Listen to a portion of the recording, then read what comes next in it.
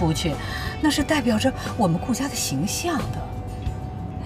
本来呢，应该带你到国外去定制这些衣服的，这不是时间太紧了吗？等以后再说吧。谢谢奶奶。哎呀，谢什么呀你？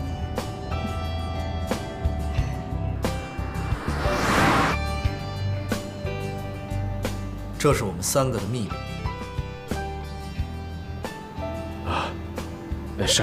少爷，这样不太合适吧？万一老夫人知道了，老夫人那儿你别怕，有什么事我担着。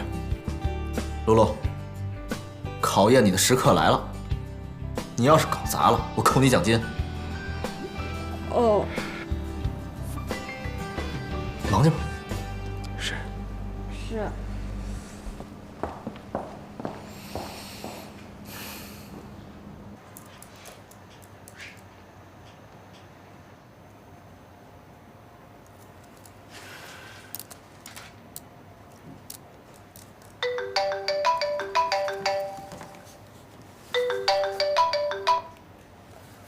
喂，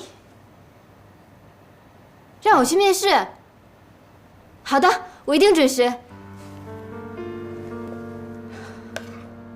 这次我一定会成功的，贺锦熙，我倒是要看看你运气还会不会这么好，你就等着吧。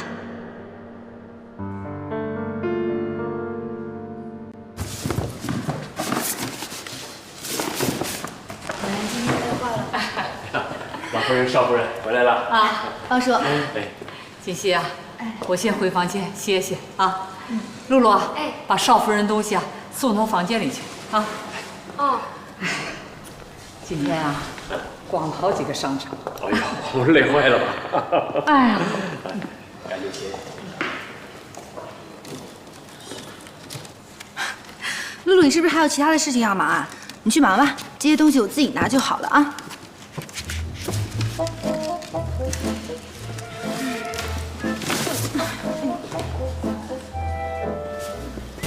哎呀，露露，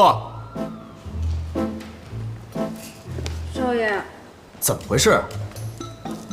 怎么能让少夫人拿这么多东西啊？没事儿，这些东西就是看着多，其实不重。我把它送上去，马上下来再拿一趟就可以了。那怎么能行呢？你作为下人要有眼力劲儿，我不是告诉过你要尊重少夫人吗？